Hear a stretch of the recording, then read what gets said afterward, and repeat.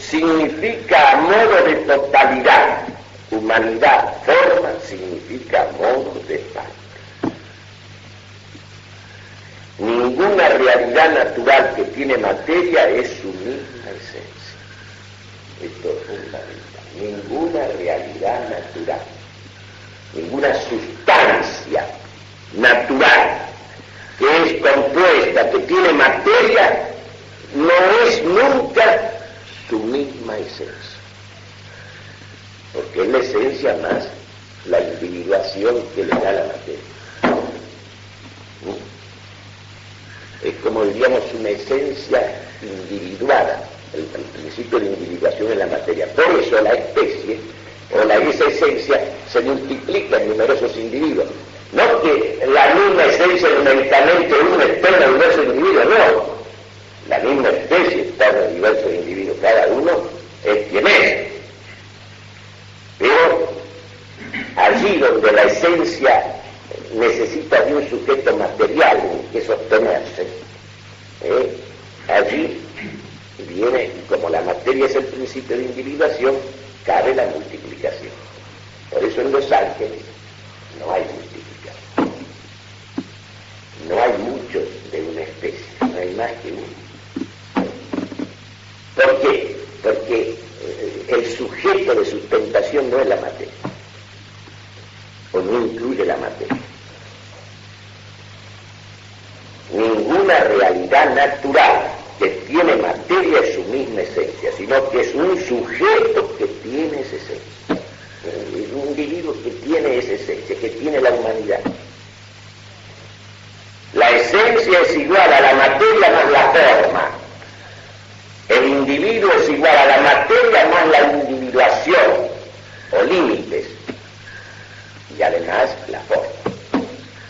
Porque la materia, tanto la materia sensible como la materia inteligible, que es la cantidad, ¿no? Hay dos aspectos en ella. Ya la materia concreta, circunscrita por sus dimensiones, la que, en fin, circunscribe este cuerpo, y está la materia pensada, esta misma materia que es desindividualizada, es decir, despojada de esa materia sensible de sus notas individuales. Como la inteligencia abstrae la cantidad en el segundo grado de la abstracción, y la cantidad, la inteligencia la maneja como si fuera un ente independiente, como si fuera un objeto independiente, siendo que en la realidad concreta existencial es el primer accidente de los cuerpos. Pero la cantidad tiene esa prodigiosa condición de que es inteligible y la inteligencia opera con ella como si fuera una cosa, en fin, manuable para ella, vamos a decir así, dócil, y puede y hace con ella, en fin, todos esos prodigios de establecer con exactitud todas las relaciones de la cantidad, que en realidad se corresponde con la estructura exterior material del universo que está escrito, como decía Galileo, en caracteres geométricos. En realidad, ¿qué es lo que hace el físico matemático? Leer en la naturaleza esa estructura geométrica, es decir, desentrañarla, descubrir. Ahora, eso sí, ninguna ley exacta tiene razón de causa.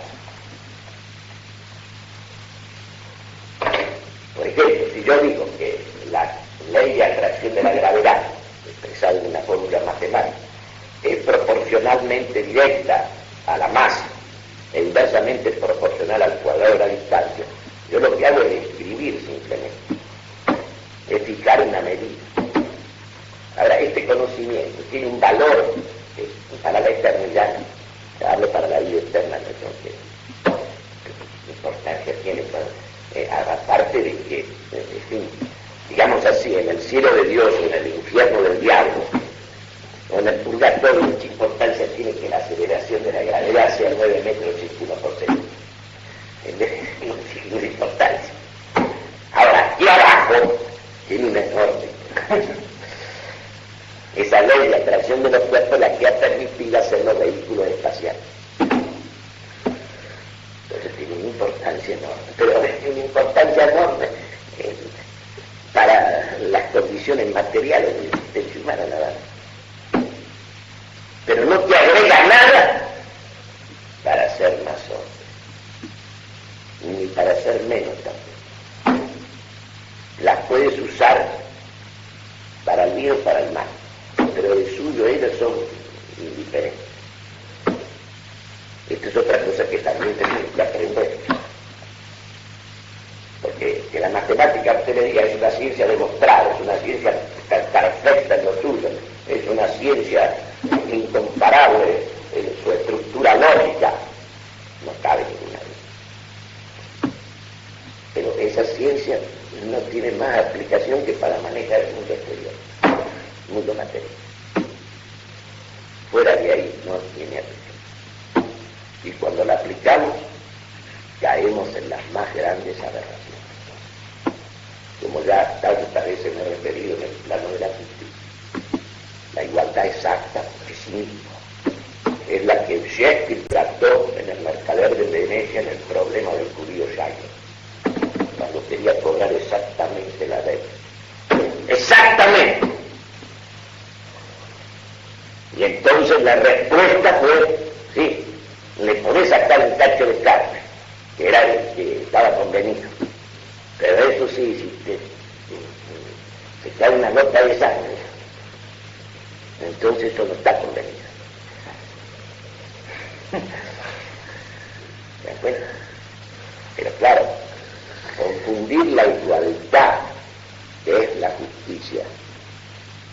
¿Qué quiere decir igualdad en la justicia? No es la igualdad matemática, aun cuando haya usado simbólicamente Aristóteles para expresar, ha usado expresiones matemáticas, igualdad aritmética e igualdad geométrica de proporción. Para la justicia conmutativa la primera, para la justicia distributiva la segunda, pero es un valor puramente simbólico, porque la justicia sí es lo igual a lo debido a otro.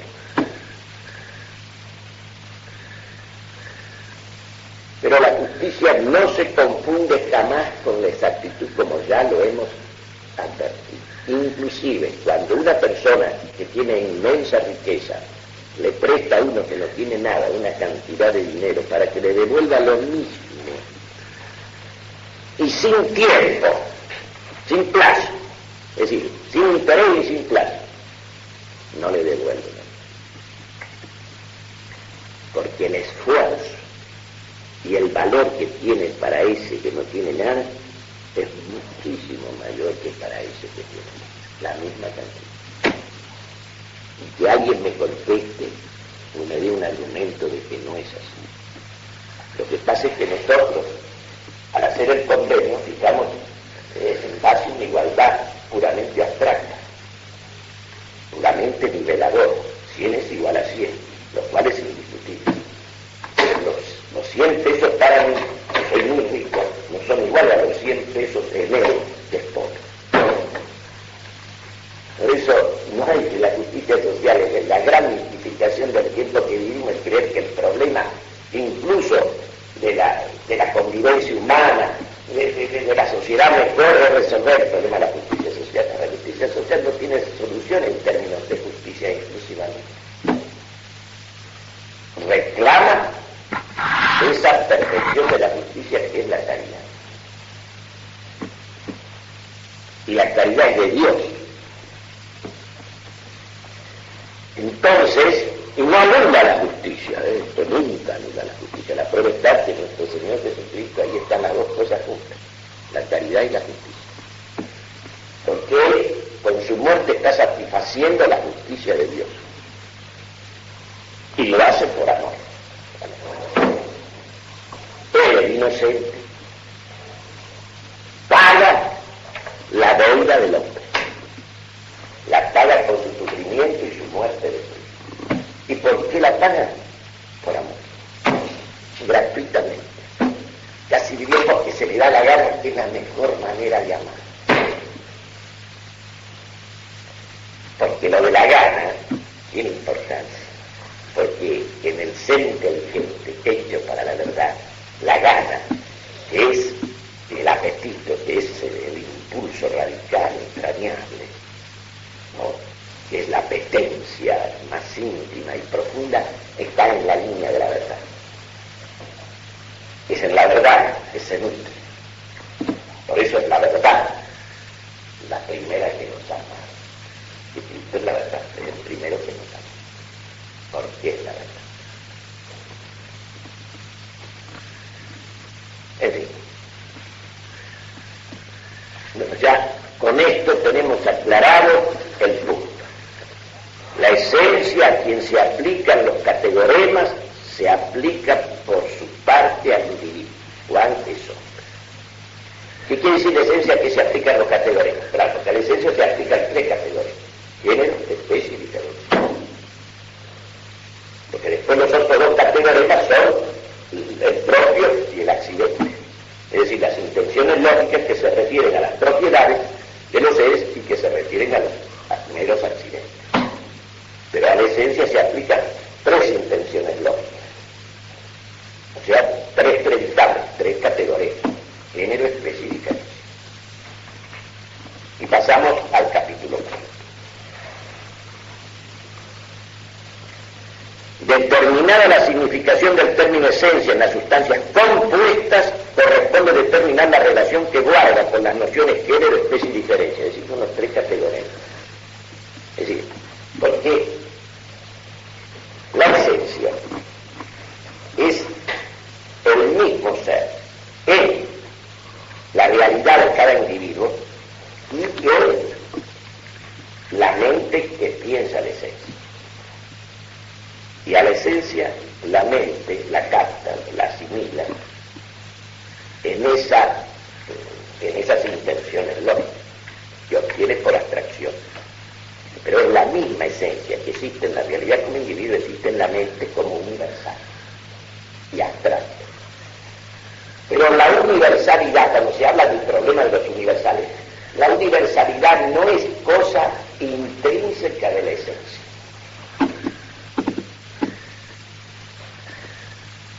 Es el modo de existir que adquiere en la inteligencia. Lo mismo que la abstracción. No es inherente a la esencia, no es inherente a la esencia de las cosas, sino que es la condición por la cual la inteligencia capta lo inteligible, o sea, la esencia de las cosas existentes. ¿Era ahora que había que terminar? Entonces, ahora va a determinar la relación que guarda la esencia de las sustancias compuestas con los tres categoremas. Categoremas que se refieren a la esencia. Es imposible aplicar el categorema, noción universal género o especie, a la esencia en cuanto tiene significación de parte, como por ejemplo en el término humanidad o animalidad. Porque aquello a quien se aplica el categorema, noción, género, especie o diferencia, es predicado del singular concreto, donde está entera la esencia. Avicena: la racionalidad no es diferencia, sino principio de diferenciación. Y por igual modo la humanidad no es especie, ni la animalidad es género. Una cosa es ser la especie, es ser el género, y otra cosa es ser principio del género, principio de la especie, principio de la diferencia. Igualmente no se puede afirmar que la noción de género o especie corresponda como predicado a la esencia entendida como realidad fuera del ámbito de los seres singulares, como afirmaban los platónicos. Por eso es importantísima aquella distinción anterior de que nunca estas intenciones lógicas, estos seres tal como existen en el pensamiento, estos seres que son estos predicados, estos categoremas, género, especie y diferencia, jamás tienen valor de ejemplar, de norma y arquetipo, como en algún aspecto sostiene Platón.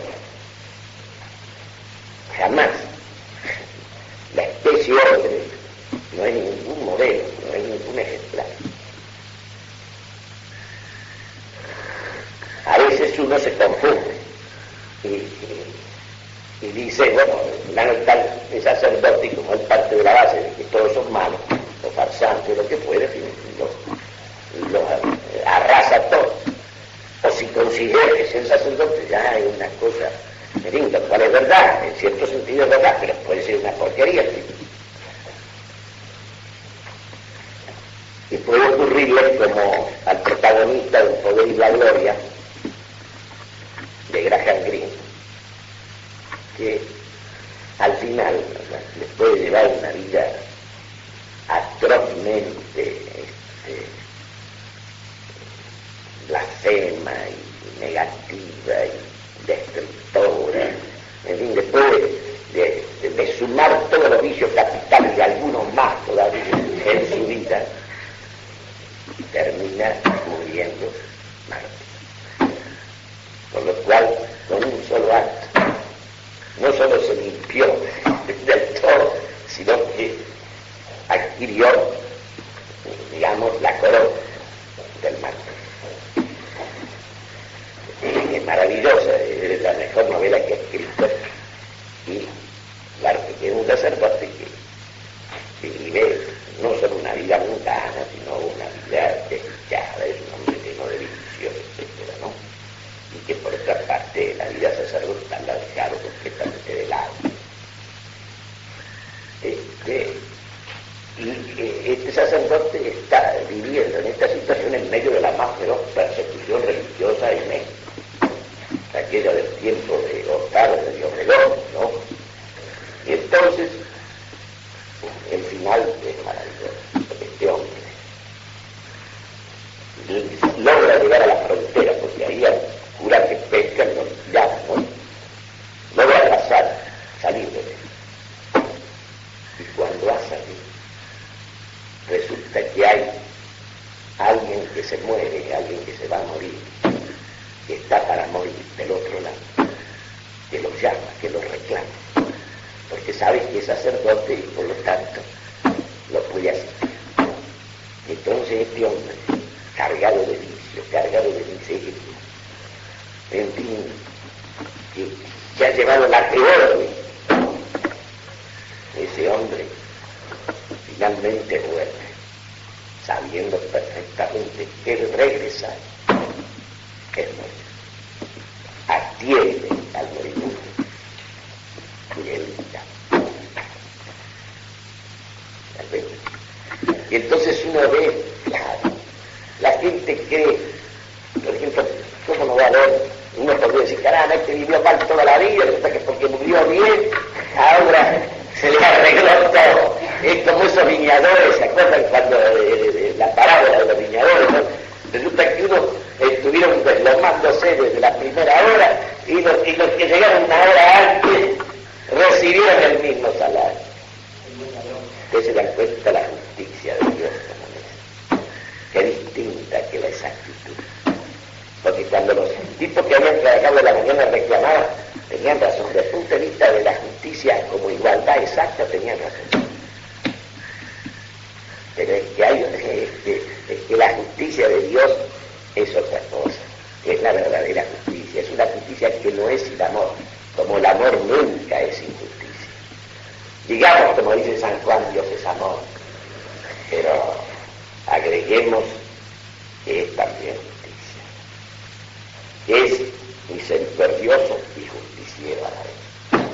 Entonces habremos dicho de Dios algo mucho más preciso y más verdadero, no porque no sea verdad que Él es amor.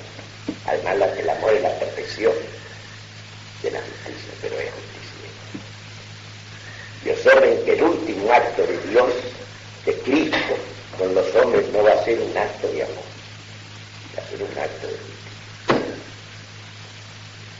Este es el perfecto. La segunda venida es para hacer justicia. Es el juez que viene. Y un juez para temblar. Esta es la precisión de la filosofía, esta es la precisión de la metafísica. Y uno sabe que es así.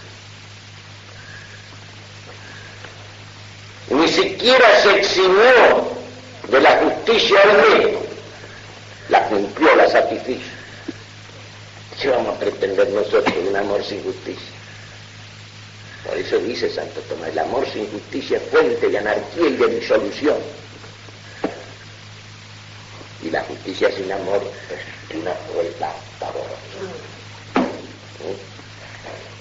Son las distinciones, ¿no? Siempre hay que distinguir. Por otra parte, semejante elemento separado en nada contribuye al conocimiento del individuo singular. Cuando nosotros aplicamos el predicado así, genéricamente, poco conocemos del individuo singular, porque si solamente nos referimos a una parte, a un elemento constitutivo de su esencia, y no al elemento principal, sino al elemento genérico, entonces en realidad poco conocemos del individuo, casi nada conocemos. Y aún cuando le predicamos la especie que se refiere a la esencia completa que constituye a ese individuo, aún ahí todavía hace falta algo más, porque la esencia se realiza en cada individuo en una proporción distinta, en una medida. Entonces a veces nosotros tenemos que agregar al juicio. Juan es hombre, y si es un verdadero hombre, decimos, es un verdadero hombre, es todo un hombre. Ese todo un hombre, verdadero hombre, ¿qué intencionalidad lógica lleva? Precisamente acentuar, relevar una medida eminente, extrema de realización del esencia. Está acabadamente cumplida. Eso es un hombre. Pero nosotros también somos hombres, incluso los cobardes, incluso los traidores, como leía hoy en el libro de Lucas de Fe. Me van a decir que esos soldados o oficiales o lo que fueran que iban desfilando, el que decía, a mí me llevaron a la fuerza, yo vine aquí a la fuerza, yo no quería venir, pero me enrolaron y me trajeron, pero yo simpatizo con el comunismo, etcétera. Ese es igualmente hombre que va y dice, yo he venido aquí porque he querido combatir al comunismo. Usted ve que hay una diferencia ahí. Entonces uno se da cuenta que tampoco cuando predicamos la especie, el categorema que se refiere a la esencia entera constitutiva del individuo, todavía no decimos de él su verdadera peso ontológico, su verdadera realidad metafísica, no la decimos. Todavía falta. Y esto hay que saber para no confundirse y no confundir las cosas. En conclusión, la noción categorema de género, de especie, entendida como un todo, totalidad, de la misma manera que el término hombre o animal, incluye implícita e indistintamente todo lo que existe en el individuo singular, pero lo incluye indistintamente. Por eso podemos decir, Juan es hombre, incluso Juan es animal. Contiene todo lo que hay en ese individuo, pero lo contiene de una manera indeterminada, y el género mucho más indeterminada todavía. Y la especie, que incluye el género y la diferencia, todavía, aunque se refieren a la totalidad de la esencia constitutiva de ese individuo, todavía le falta algo. Y es esa una precariedad, una indigencia de la condición de inteligencia atractiva y discursiva. En este sentido caben dos acepciones para la noción de naturaleza o esencia. La primera noción de naturaleza o esencia contiene la noción propia y es una consideración absoluta de la misma en sus puros constitutivos. Por ejemplo, en sus constitutivos, en el caso de la especie hombre, animal y racional. Entonces solamente se afirma de ella con verdad lo que en tal concepto propio le corresponde. Por lo mismo, toda atribución ulterior de otros elementos es una falsa atribución. Nosotros la definición que viene del griego, el hombre es un animal racional, no le podemos agregar nada. Nada que sea de la esencia. Podremos ahondar esos conceptos, podemos ahondar esos elementos. Lo que no podemos es cambiar eso, porque eso sería cambiar la naturaleza de lo que es. Eso es una palabra definitiva. Lo mismo que cuando usted lee la definición que dio Aristóteles del acto libre, nadie la podrá decir mejor, ni más completa, ni más precisa. ¿Qué es el acto libre? La preferencia reflexiva de lo mejor. Nadie podrá decirlo mejor. Mediten ustedes que si Santo Tomás lo llamaba el filósofo con mayúsculas, tiene que ser por algo. No es que sostenga realista. La verdad es lo que es. El pensamiento se regula y se determina en el ser. La verdad es la realidad misma de las cosas en la mente que las piensa. Es cierto que él descubrió todo eso junto con los otros gigantes, pero eso no es verdad porque él lo haya descubierto, sino porque es la verdad. Es como un profesor que se molestó mucho conmigo, ¿no? Porque él me veía que yo me iba acercando a la filosofía cristiana y no le gustaba nada, ¿no? Era nada menos que el famoso Francisco Romero, que fue mi amigo. Y entonces yo tengo una carta, porque yo escribí un artículo sobre Maritain, exaltando los grados del saber, que era una teoría del conocimiento que no tenía nada que ver con los apuntes y los artículos y las cosas que él me mandaba a mí a Paraná para que yo en el Instituto de Profesorado enseñara lo mismo que él enseñaba en la Facultad de Filosofía de Buenos Aires y en Plata. Y entonces, como yo escribí un artículo de admiración, de reconocimiento a Maritain y exaltando justamente la justeza y objetividad de su análisis del conocimiento, entonces él me contestó una carta donde me dice lo siguiente: en fin, aunque nos puedan producir admiración, entusiasmo, un autor, no nos olvidemos que esa corriente de pensamiento ha resurgido por un decreto papal. Él me quería decir que como León III se puso en vigencia la enseñanza de Santo Tomás, entonces fíjense a dónde estaba el sofisma. Él me transponía la verdad, es decir, el Papa, ¿por qué puso en vigencia eso? Porque esa es la mejor filosofía, no sé si explicó cristiana, al Papa, ¿no? Y para cualquiera que estudie a fondo, entonces, él la puso en vigencia porque era la mejor. Entonces, no es que ella estuviera en vigencia, porque el Papa dijo, bueno, acá hay estas distintas corrientes, bueno, esta es la que va a prevalecer, ¿no? ¿Se dan cuenta? Es al revés de lo que pasa con las elecciones estas del sufragio universal. El Papa se somete él a lo que él dejó. Y entonces ordena, no sé si pongo dispone, aconseja que se estudie eso, pero él lo aconseja porque es lo mejor. Y no es lo mejor porque él lo aconseja. No sé si me explico, si no, es decir, la excelencia. Vamos con el libro del capítulo 4 del Ente y la Esencia. Dice Santo Tomás: queda pues en evidencia que la naturaleza o esencia hombre, absolutamente considerada, es decir, considerada en sí misma la esencia, la estructura inteligible, la unidad objetiva inteligible que constituye la esencia de un ser existente, de un ser determinado existente, dice, queda en evidencia que la naturaleza hombre absolutamente considerada abstrae de toda existencia sin que haya exclusión de ninguna de ellas. No es que excluya la existencia, sino que prescinde. La mente abstrae del existir individual concreto la esencia. Esta naturaleza así entendida es la que se aplica como predicado de todos los sujetos individuales.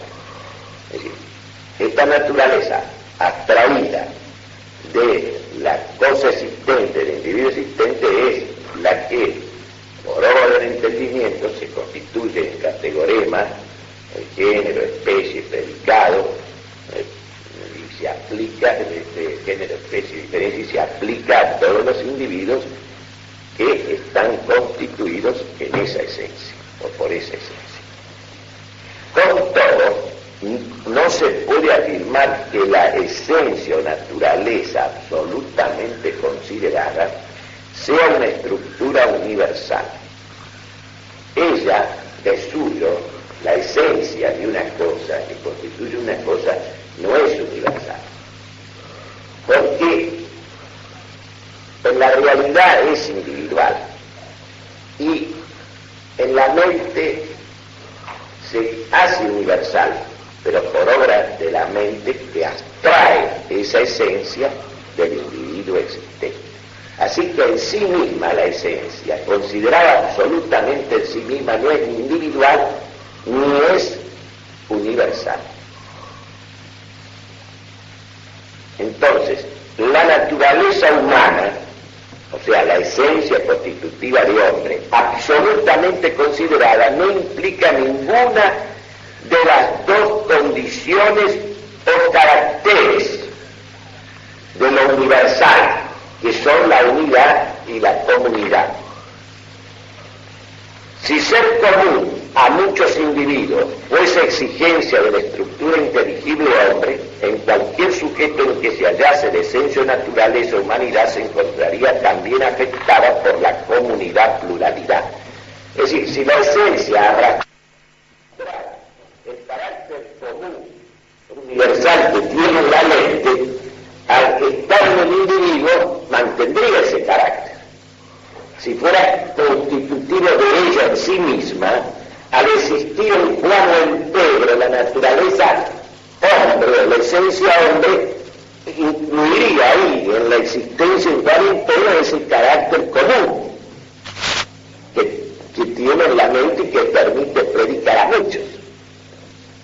Esto es un punto interesante, es un matiz importante que ahora lo vamos a aclarar acá con una explicación especial, pero desde ya comprendemos que para que, digamos, la esencia que existe en Juan, en Pedro, en Carlos, etcétera, en todos los individuos que son hombres, se aplique y sea constitutiva de cada uno de ellos, es necesario que cuando existe individualizada no mantenga su carácter de común, porque si no sería esa cosa absurda de que sería a la vez algo individual de cada uno y común, y no es común en cuanto es mi, y en cuanto es mi esencia la que me constituye a mí, es exclusivamente mía. El carácter común lo alcanza en su existir en la mente, por comparación que hace la mente de todos los individuos o de todas las cosas a las cuales pertenece esa misma esencia.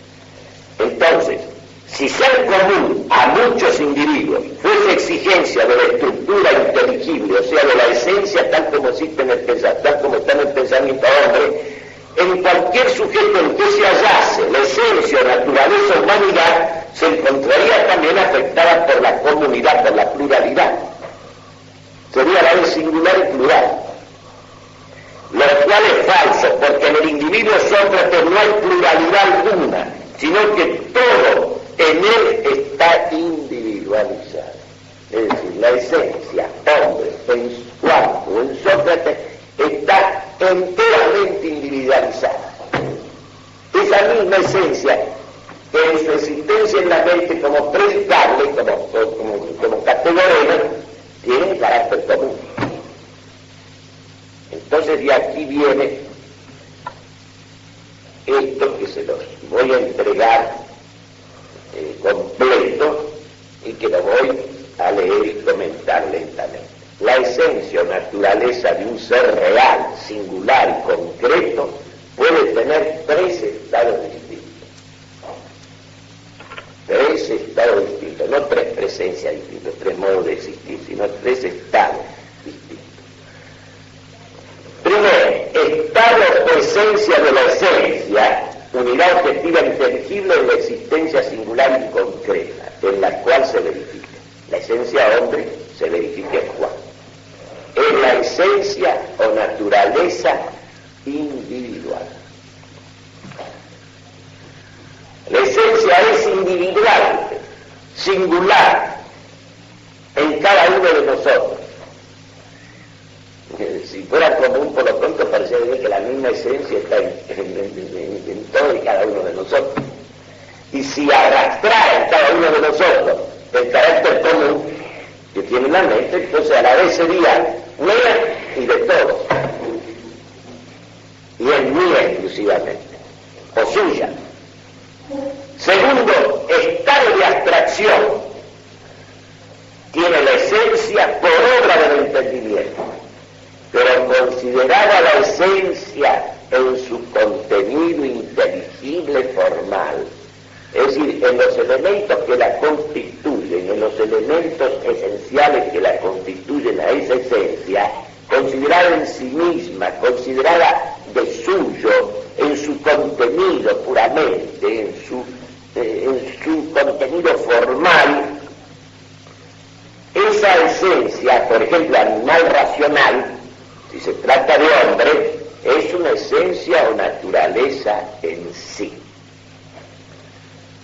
Ahora, la esencia o naturaleza de una cosa, considerada absolutamente, considerada en sí misma, no es ni individual ni universal.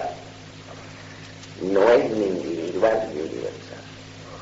Es decir, la esencia animal racional, que es la esencia hombre, en su puro contenido inteligible, comunidad objetiva inteligible, no es ni universal ni es individual. Tercer estado de universalidad de la esencia, que procede de la comparación mental que hace el entendimiento entre la esencia abstracta y los sujetos de quienes puede ser predicado. Hombre, con relación a Juan, a Pedro, a Miguel,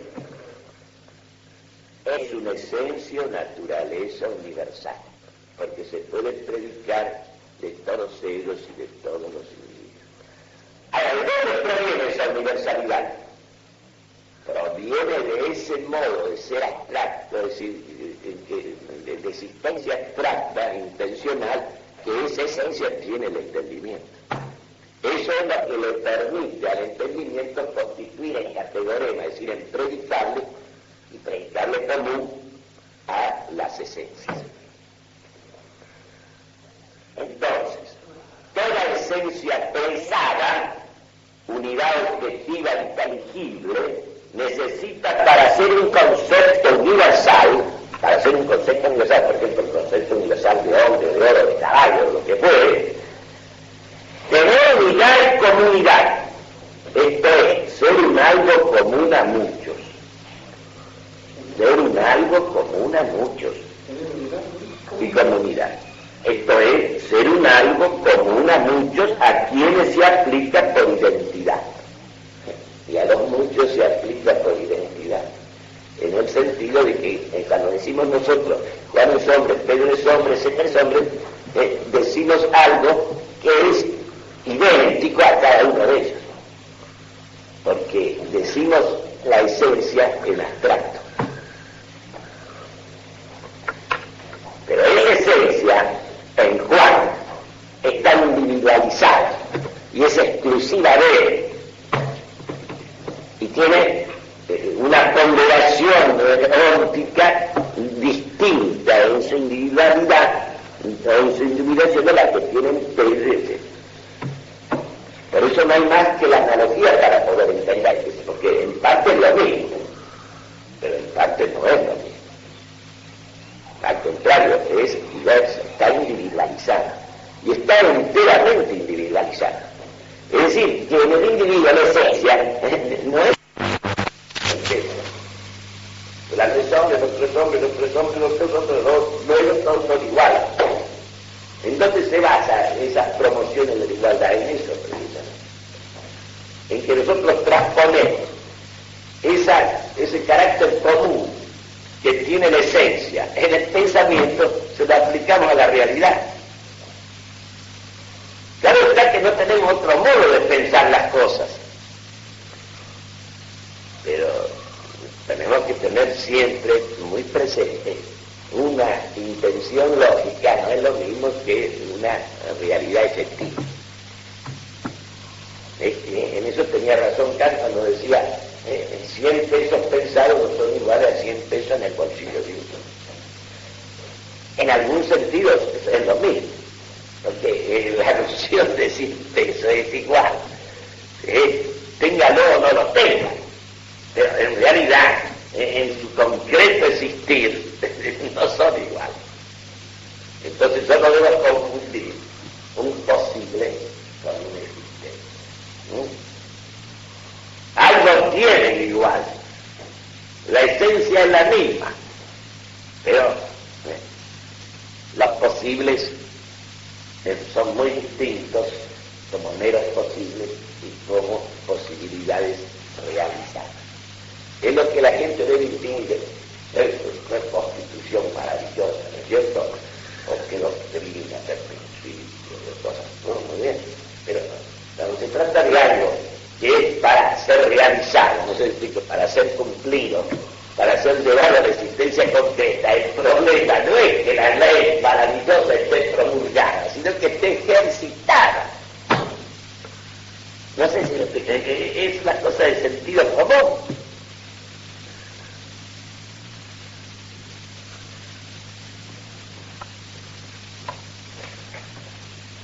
Entonces, la comunidad de la esencia o naturaleza proviene de la abstracción mental y no de ella misma. No es de la esencia misma, por ejemplo, hombre, caballo, oro, plata, agua, que proviene ese carácter común que inviste como categoría y que lo hace predicable a muchos. No, la comunidad de la esencia o naturaleza proviene de la abstracción mental y no de ella misma, como pretendían los platónicos. Ese era el error de los platónicos. Y los platónicos, en cierto modo, incurrían en otro error más, que era que esa esencia que ellos la hacían de suyo universal, además era paradigma, era modelo. ¿Y cómo va a ser modelo la esencia en su existencia mental, que es abstracta y universal? Pues el modelo de nadie. Y por eso es común. La esencia o naturaleza de un ser determinado, agua, oro, caballo, hombre, tiene una unidad formal que proviene de sus elementos constitutivos, es decir, de sus elementos inteligibles constitutivos. En el caso de la esencia hombre, proviene del elemento animal, que es el elemento material, y del elemento racional, que es el elemento formal. Ahora, pero es tan solo la esencia de suyo, considerada en sí mismo, es tan solo negativamente común en cuanto está desindividualizada en la mente. No sé si me explico. En cuanto la mente la desindividualiza al actualizarla en el concepto, digamos, la despoja pero mentalmente nada más de sus notas individuantes, entonces la esencia, por eso mismo, se hace negativamente común. No porque ella en sí de suyo sea común, sino porque al ser desindividualizada se convierte en algo común, negativamente. No porque de suyo sea común. Y tampoco expresa en sí misma su actual referencia universal a los sujetos de quienes puede ser predicada. Eso es obra del entendimiento. Obra de nuestro entendimiento no es que la esencia misma se constituye ella en predicado común, constituye el entendimiento. Precisamente, al haberla desindividualizado para pensarla, para actualizarla en el concepto, en el dado mental, entonces ella, por remoción de la individuación y de las notas individuantes, se vuelve negativamente común. Pero no es que ella tenga, digamos, el carácter de común como intrínseco a ella, sino lo conservaría en su existencia individual, el carácter común. Esto es muy importante de tenerlo en cuenta, sumamente importante. Por eso insisto. Entonces, la esencia, volvemos a repetir, porque conviene repetir, la esencia absolutamente considerada o en sí misma tiene su unidad determinada, pero no es ni unidad numérica ni unidad específica. La unidad numérica le viene de su existencia en múltiples individuos, no sé si me explico.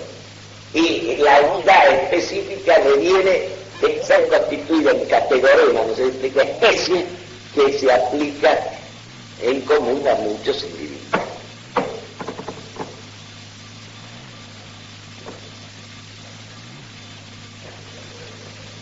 La esencia absolutamente considerada en sí misma tiene su unidad determinada, pero no es ni unidad numérica ni unidad específica, sino formal, es decir, de pura estructura inteligible.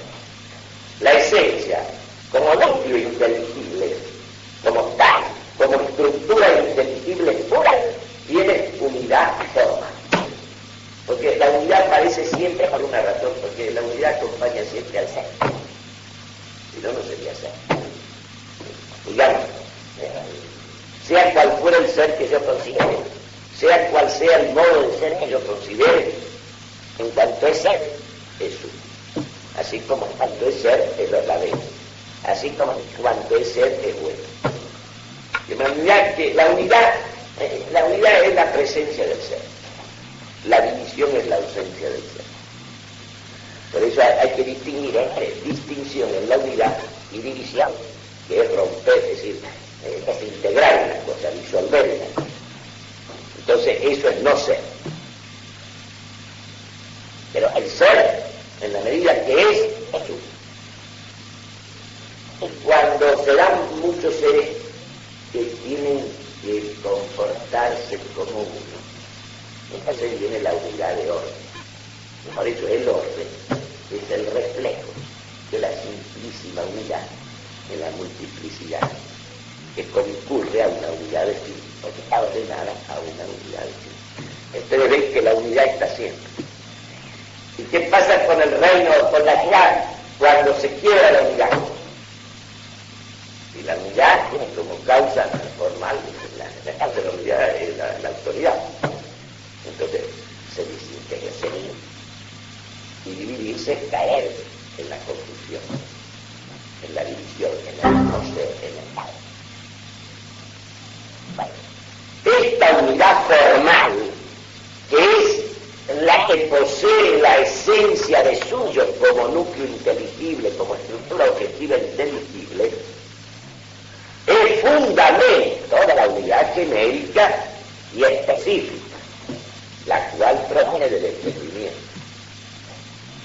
¿En qué se funda esa universalidad que le presta el entendimiento? Que hay un fundamento en la esencia misma. Ella es factible de asumir ese carácter, de ser empleada en ese carácter, precisamente no porque lo tenga de suya, sino porque se lo confiere de técnica y se lo puede conferir. ¿Por qué? Porque por comparación resulta que esa misma estructura inteligible se da en una multitud individual. ¿Y quién hace la comparación? ¿Quién establece esa presencia común para el entendimiento? Es el entendimiento. Dicha unidad formal o núcleo inteligible es anterior a toda acción del entendimiento, que la encuentra ya constituida en las cosas existentes. Ese núcleo inteligible, esa esencia, ya está constituida en cada individuo, solo que está potencialmente. Cuando el individuo se le presentan los sentidos, ya está constituido en su esencia, en su núcleo inteligible, pero ese núcleo inteligible está oculto, no sé si me explico de eso. Es decir, está encerrado en ella, existe en ella, de modo virtual, potencial. ¿Quién actualiza esa esencia? Desprendiéndola mentalmente de su individuación. La mente. Abstraer quiere decir actualizar en la mente lo que está potencialmente encerrado en el individuo. Pero ya está la esencia. El ser hombre, la esencia hombre ya está en Juan. Ya saca mi mente. Al sacarla, uno dice sacar porque tiene que decirlo de algún modo, lo que hace es atraerla, o sea, desprenderla mentalmente y sacarla en sí misma, despojándola mentalmente de su individuación que tiene en la existencia. Y actualizarla en un concepto, en un lado mental, la esencia en sí misma es la misma que está en el individuo, porque si no fuera la misma no habría conocimiento, no habría verdad, y la verdad no sería lo que es. Ahora bien, al operar la abstracción, esa desindividualización es una desmaterialización también de la esencia. Entonces la esencia esa puede ser, por acción del entendimiento, constituida en pecado común. No sé si me explico. ¿Por qué va a ser? Porque hay muchos individuos que están constituidos por esa misma esencia en sí misma considerada, no sé qué, tienen el mismo ser.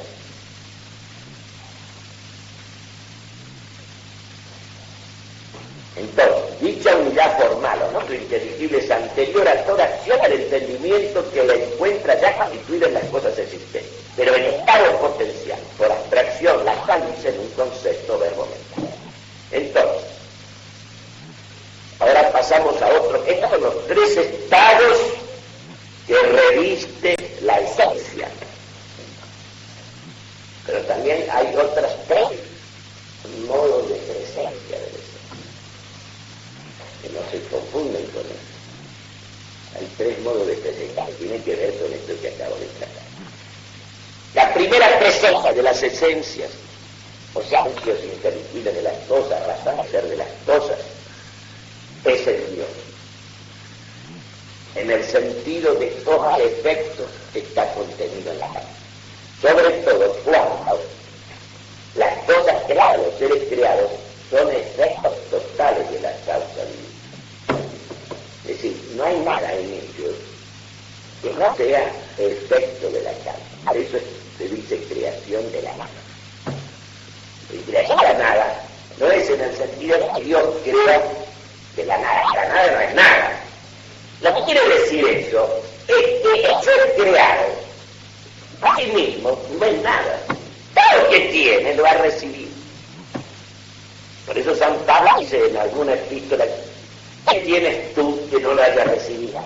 Podría eso preguntárselo a cada cosa, no sé si a cada cosa, aunque no sea hombre, a cualquier criatura le podía preguntar: ¿qué tienes tú que no lo hayas recibido? No solamente tu existir actual aquí ahora, sino lo que eres, lo que tú eres también lo has recibido.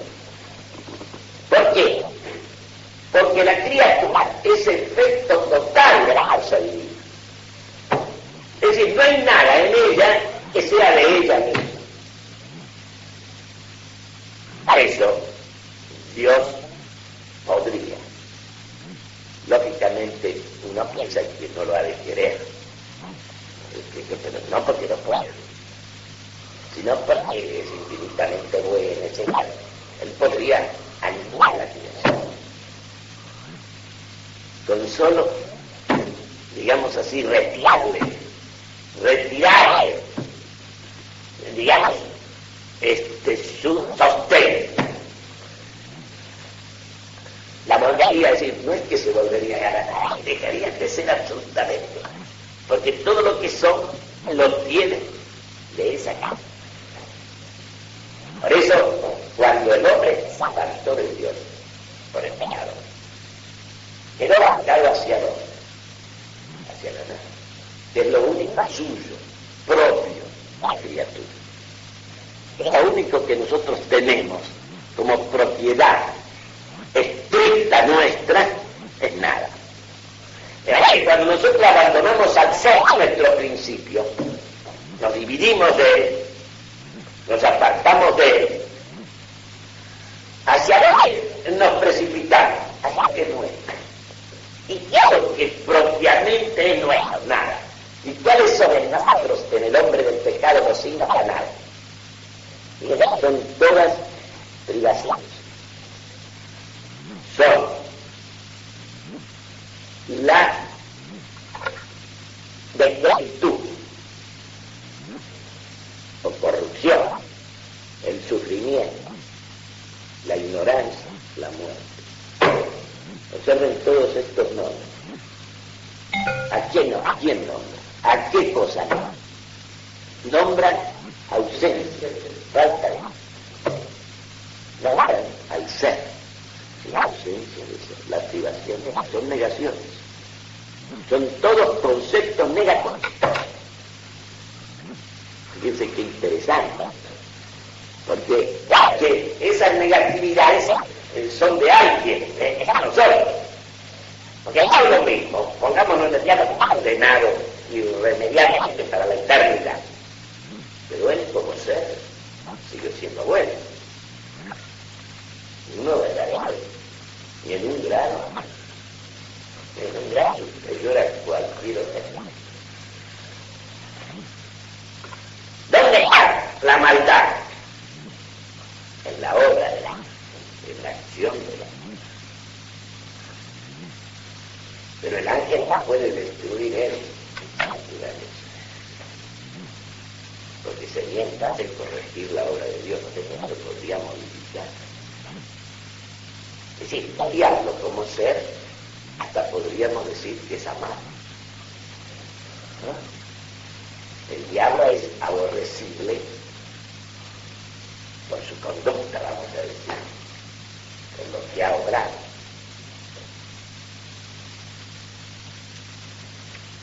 Porque al obrar como obró, apartándose de Dios, no te quiero servir, alejándose para siempre de él, no cayó en la nada, no quedó aniquilado, continuó siendo. Y si no, ¿qué sentido tendría el castigo? La condena del infierno. Tiene que ser alguien, incluso para el sufrimiento. Esto es otra cosa que tenemos que tener siempre presente, que es lo que nos tienen presente estos progresistas que hablan todo el día del amor al prójimo.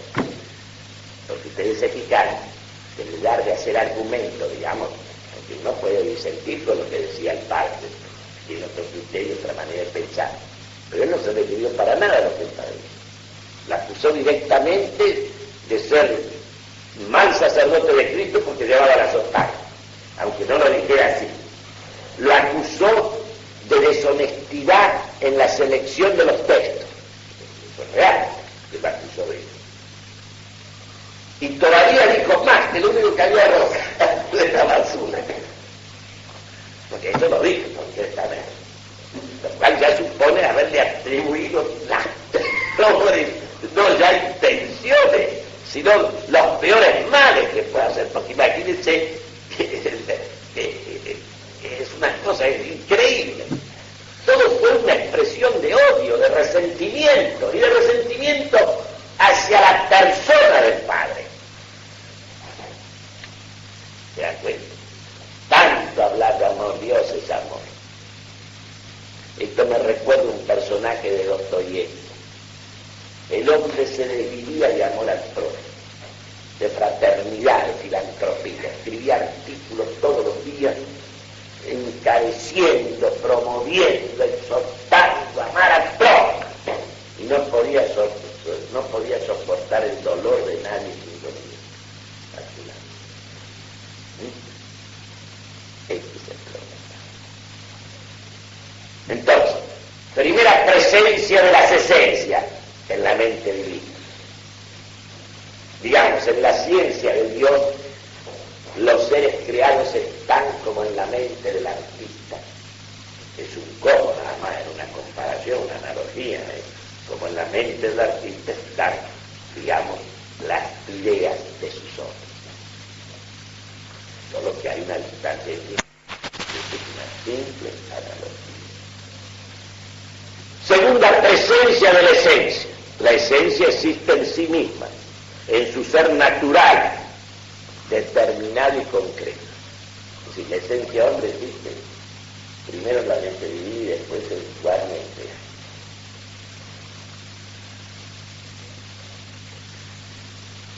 Y tercera presencia, tercero modo de existir, en el entendimiento, como presencia intencional, como presencia intencional, como existencia intencional.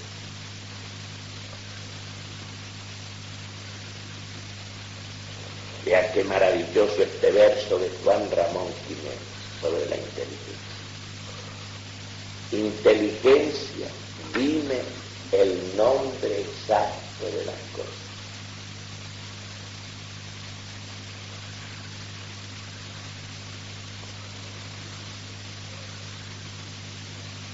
Que por el nombre, o por mi alma, no es así, no me acuerdo bien, las cosas vuelvan a ser recreadas nuevamente.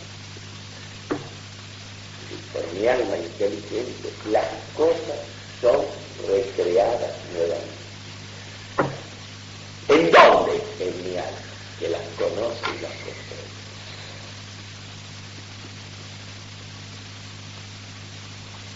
No me acuerdo, precioso el verso, pero me lo he olvidado. Si me he olvidado el tiro preciso, ¿no? Pero lo que dice es esto que yo acabo de decir, ¿no? Porque evidentemente, ustedes fíjense, es la misma esencia. Si no fuera la misma, no serían criaturas de la verdad ellos, y no alcanzaríamos nosotros la verdad cerca de ellos.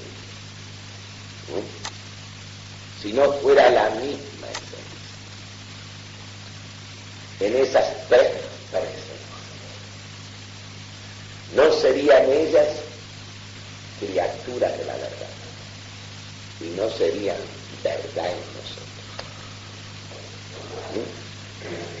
Esto es una cosa, esto es el fundamento de todo, como lo dice San Agustín. Las cosas son porque Dios las conoce.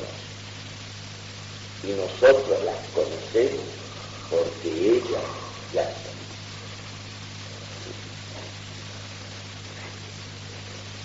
conoce. Y aquí viene la excelencia suprema de la palabra. Por eso San Juan empieza su evangelio en su prólogo diciendo: en el principio es el verbo. Lo puede decir en pasado imperfecto, era el verbo, pero eso son modos de decir del hombre. En el principio es el verbo, y el verbo lo ha hecho todo, ha hecho todas las cosas, y no hay nada que exista que no haya sido hecho por el verbo. Es decir, todos nosotros y todas las cosas son criaturas de la palabra.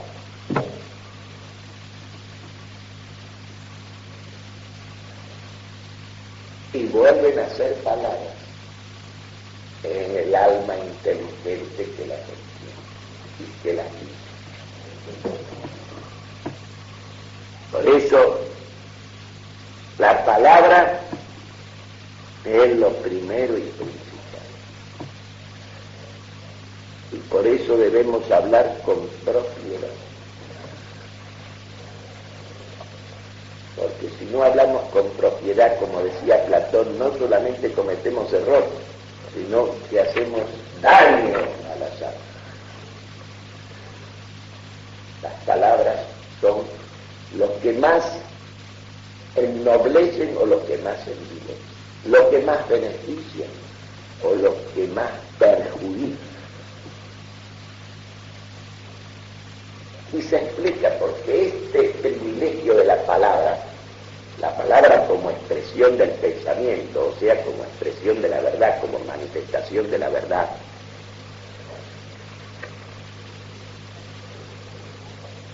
es precisamente la palabra la que dice la esencia de las cosas. lo que las cosas son. Y es la palabra de Dios lo que ha hecho que las cosas sean lo que son.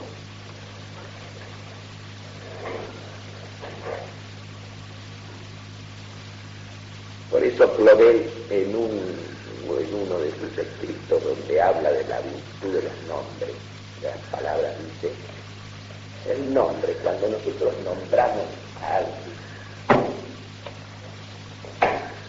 van implícitas en el significado y van expresados en ese nombrar a alguien, como cuando yo llamo a un alumno al frente.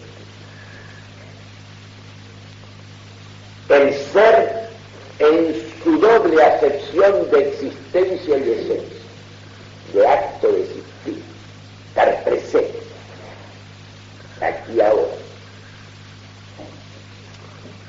y en su acepción de esencia, presencia de algo que es esto o aquello, que es una esencia determinada. Porque todo ser real es el acto de existir de una esencia existente. Entonces, cuando yo llamo a alguien, fíjense, que maravilloso es esto, al nombrar a alguien, fulano de tal, lo identifico a él consigo mismo y lo distingo de los demás. ¿Qué es lo que identifico en él? Su esencia. Su esencia individual. Lo que es. Y al hacerlo venir, al llamarlo, al nombrarlo, es como si lo trajera a presencia, a la existencia. Es decir, el nombre en el hombre, cuando nombramos con verdad, hacemos algo análogo, salvada la infinita instancia, a lo que hace Dios cuando crea una cosa, la llama por su nombre, y la cosa sale de la nada constituida en su ser. Sale a dónde, a la existencia. Y cuando yo llamo a alguien por su nombre, lo identifico en su ser, lo distingo de los otros y lo hago venir a presencia. No precisamente de la nada, sino del lugar donde estoy yo, pero lo sé. Ustedes se dan cuenta la finura de Claudel. Una finura. Como es la de Juan Ramón Jiménez, cuando dice en ese mismo bellísimo poema que yo recité autoral, dice que por mí, o sea, por el entendimiento, por los nombres, vayan los que no las conocen a las cosas. Que por mí vayan a las cosas los que las han olvidado, los que las olvidan. Que por mí vayan a las cosas los que las aman. Esto sí, es una manera poética, pero es decir algo esencial, lo más esencial que existe. Bueno, ustedes me dirán el momento preciso en que hay que terminar, ¿no? Yo no necesito termino, pero bueno, ahora pasamos de nuevo. Esto es, acá está completo, salvo las explicaciones, resumido lo que he considerado por, ¿no?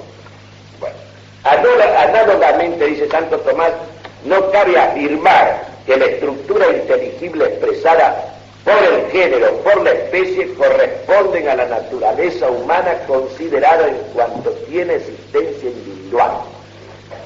Porque la naturaleza humana, tal como existe en el género y en la especie, no está individualizada, que es como está en la realidad. En los sujetos, la misma unicidad en todos nosotros. No habría más que, todos nosotros no tenemos más que la misma esencia. y cada uno tiene la suya. Entonces, entendamos bien el sentido de este texto.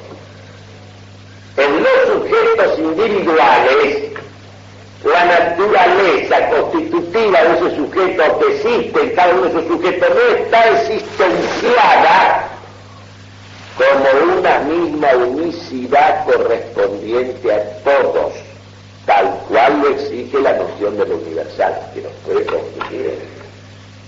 Porque si la esencia es universal de suyo,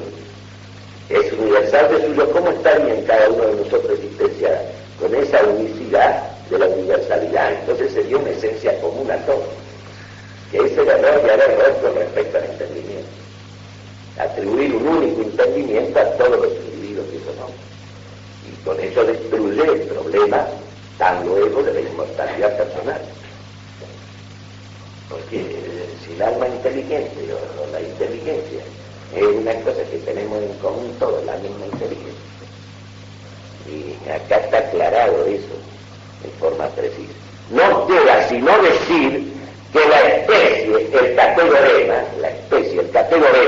pertenece a la naturaleza humana en razón de la existencia intencional que tiene en el entendimiento.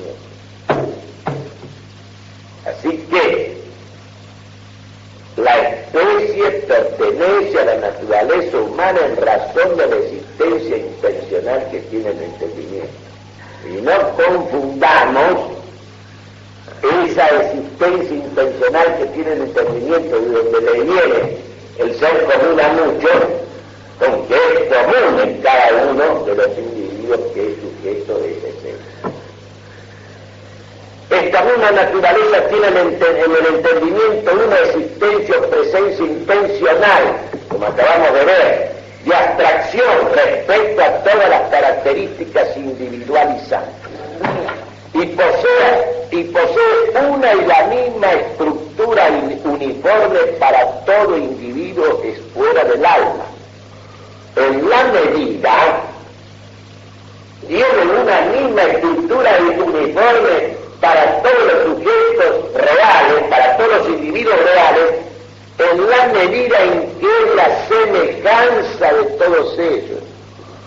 Es decir, analógicamente, en parte lo mismo, en parte distinto. Entonces, veamos de nuevo, porque esto es importante. Esa misma naturaleza, o esencia, tiene en el entendimiento una existencia de abstracción respecto a todas las características individualizadas, y posee una y la misma estructura uniforme para todo individuo existente fuera del alma, en la medida en que es la semejanza de todos ellos, e importa el conocimiento de todos precisamente en cuanto son hombres, pero no en cuanto son el mismo. Es una semejanza. ¿Quién establece esa semejanza? El entendimiento.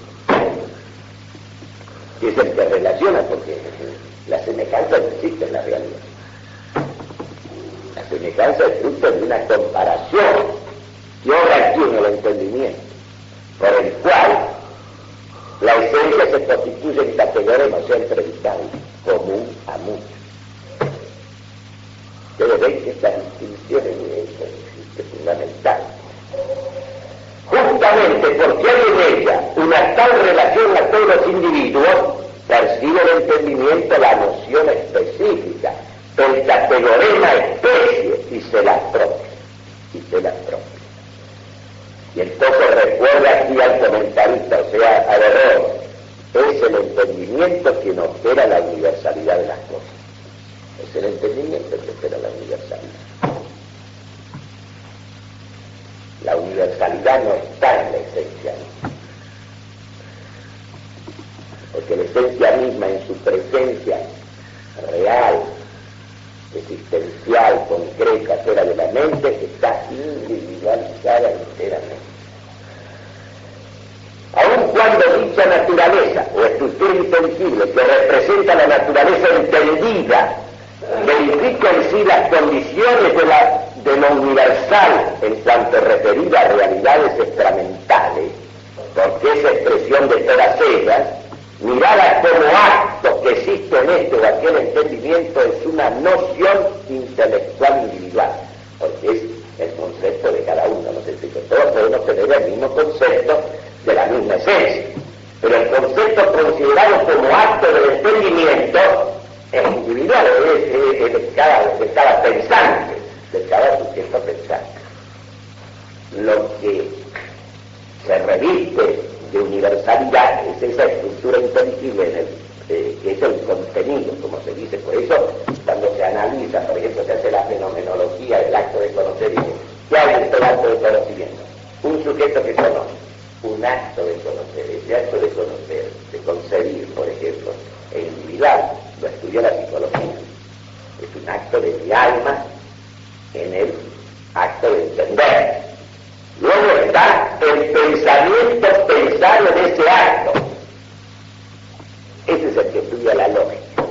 Esa es la estructura inteligible de la esencia abstraída de las cosas, es contenido del pensamiento. Luego está la expresión verbal del pensamiento, sí, la expresión exterior. Y luego está el objeto a que está referido el pensamiento. No hay que confundir el acto del entendimiento con el contenido de ese acto. Es defectuoso entonces la conclusión del comentarista en el libro tercero de Ánima. Y acá le hace el comentario, le hace la crítica a Berroe sobre lo que dice en el libro tercero del Tratado del Alma. Es decir, que es un comentario de Aristóteles, del Tratado del Alma de Aristóteles. Quien de la universalidad de la forma inteligible pretendió deducir la unicidad del entendimiento en todos los hombres. Bien, de la universalidad de la forma inteligible pretendió deducir la unicidad del entendimiento en todos los hombres. De ahí, porque pretendió que hubiese era un solo entendimiento, del momento que ese entendimiento era donde tenían su existencia universal todas las cosas. Y como es, evidentemente, cuando yo pienso hombre, pienso lo mismo que cualquiera que piensa hombre, entonces él pensaba que era un solo intelecto, es decir, del cual participábamos todos los pensantes. ¿Quién arrojó de la universalidad de la forma inteligible pretendió deducir la unicidad del entendimiento en todos los hombres?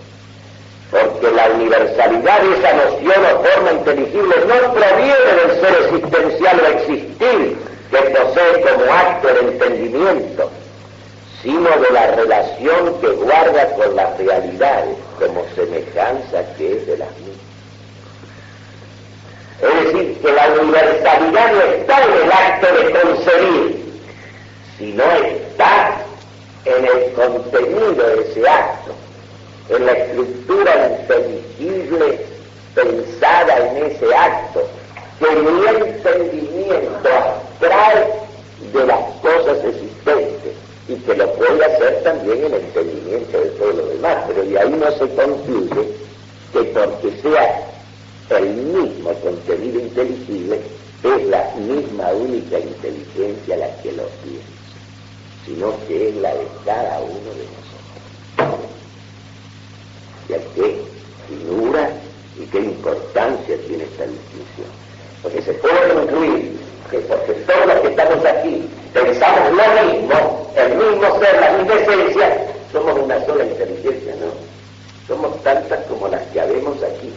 Lo que pasa es que en el acto individual, íntimo, interior, exclusivo de cada uno de nosotros, el acto de entender, podemos pensar lo mismo. Por eso la verdadera comunión es en la verdad y no hay otra.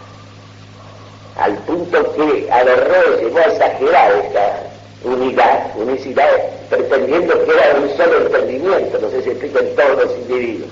Por este privilegio, por esta grandeza del entendimiento que nos permite elevarnos a la misma verdad, a la multitud sin número que acceden a él.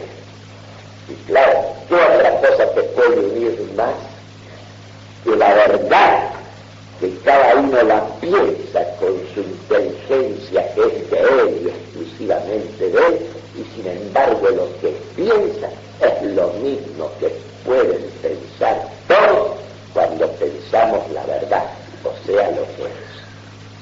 ¿Y qué cosa te puede llevar a una verdadera unión si no es? Si ahí está la unión. Dice que a Averroes exageró tanto esta unicidad que la atribuyó a que todos los hombres participaban del mismo entendimiento, de la misma inteligencia. Una exageración. De él, no de Aristóteles. Bueno, son las 12 menos cuarto. Pero es interesante. Entonces, quiero dejar acá porque voy a volver sobre este punto, porque es el gran punto, la gran controversia en el siglo XIII fue esto. Porque no se olviden que Averroes tiene mucha importancia, porque Averroes es traductor y comentador de todas las obras, o en fin, de todas las obras que no se perdieron, de Aristóteles. Y si Santo Tomás le llama al comentador con mayúscula, es porque el comentario vale, no sé si me explico, solo que hay algunos errores tan graves como este, porque este error es de consecuencias tremendas, imagínense. Este error destruye nada menos que la inmortalidad del alma, porque entonces, si la inteligencia es una, entonces no hay material inmortal en cada uno de nosotros, no hay alma pensante. Sí. Con todo se ve que también los averroístas tenían el periodo de verdad. Claro, bueno, ese es otro problema, pero sí la tenían.